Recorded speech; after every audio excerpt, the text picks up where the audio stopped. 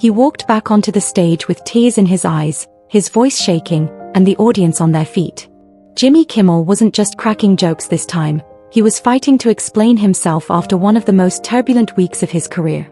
In a single breath, he slammed Donald Trump, called out the FCC, and shocked viewers by thanking unlikely supporters like Ben Shapiro and Ted Cruz. But what really pushed Kimmel to the edge? And why did ABC risk everything by pulling him off air, only to bring him back days later? It all began on September 17th, when ABC made a stunning announcement: Jimmy Kimmel Live was being suspended indefinitely. The reason? Remarks Kimmel had made about the murder of conservative figure Charlie Kirk, comments critics blasted as insensitive, while others defended as being taken out of context. Within hours, the internet was on fire. Fans accused the network of bowing to political pressure, while Kimmel's enemies cheered his downfall. Disney tried to calm the storm, releasing a carefully worded statement that they had acted out of concern for a tense moment in the country. But behind closed doors, powerful broadcast giants like Nexstar and Sinclair were pushing hard, even threatening to pull Kimmel's show from their affiliates. To many, this wasn't just a suspension, it was a silencing. And for Kimmel, the fight was only beginning. 6 days later, on September 23rd, the lights came back on. The crowd roared to their feet as Jimmy Kimmel stepped onto the stage. His first words? A joke, of course, as I was saying before I was interrupted. But the laughter couldn't hide the weight in his voice. The show opened with a dramatic montage of news coverage, anchors and commentators dissecting his suspension, debating whether ABC had gone too far. Then, almost in defiance, Kimmel appeared in costume with sidekick Guillermo, poking fun at the chaos. The audience loved it, but when the jokes faded, the room shifted. Everyone was waiting to see, would Jimmy finally break his silence? What happened next shocked even Kimmel himself. He revealed that not only had his late-night peers, Fallon, Colbert, Stewart, Oliver, Meyers, all reached out, but so had voices he never expected. Ben Shapiro, Mitch McConnell, even Ted Cruz. People who had battled him for years were suddenly defending his right to speak. In today's divided world, where allies and enemies rarely cross lines, this moment was jaw-dropping. Kimmel, a comedian known for his sharp political jabs, was suddenly the unlikely center of unity. But as he choked up thanking both fans and critics alike, the cracks began to show. His tears told a deeper story.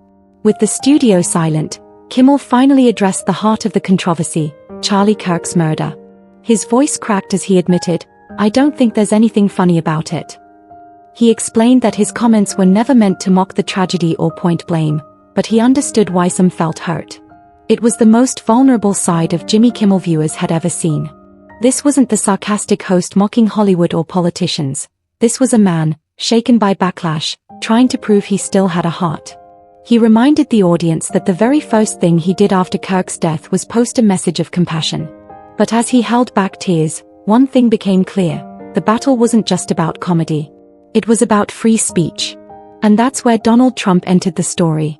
Former President Donald Trump wasted no time celebrating Kimmel's suspension. On social media, he mocked the host, claiming he'd been fired for lack of talent. This wasn't their first clash. Trump had long accused late-night comedians of being anti-American. But now, with Kimmel temporarily silenced, Trump saw an opening. Kimmel hit back on air, showing clips of Trump's awkward comments after Kirk's death, where instead of grieving, Trump bragged about a new ballroom at the White House. Kimmel's cutting response? That's how a 4-year-old mourns a goldfish. The audience erupted, but the feud had escalated. And this time, it wasn't just Trump versus a comedian, it was politics versus comedy itself. Behind the scenes, the battle grew even darker. FCC Chairman Brendan Carr publicly praised Nexstar and Sinclair for refusing to air Kimmel's show, even after ABC tried to bring it back. Sinclair went further, issuing demands. Kimmel must apologize directly to Kirk's family and donate money to Turning Point USA, the non-profit Kirk had founded. It was a stunning demand. Since when did broadcasters dictate what a comedian had to say, or pay, to be allowed back on TV? For Kimmel, this wasn't just about his career anymore.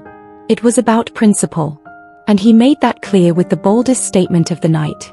Through tears, Kimmel declared, "If we don't have free speech, then we don't have a free country." He invoked the names of legends like George Carlin and Lenny Bruce, men who risked their careers to challenge authority. And he warned that silencing comedians just because the president doesn't like them is, in his words, anti-American. Then came the line that echoed across headlines the next day: "I never imagined I'd be in a situation like this." The man who once joked his way through celebrity scandals was now standing at the center of a free speech storm, a storm that could change late-night TV forever. Jimmy Kimmel's emotional monologue wasn't just about clearing his name.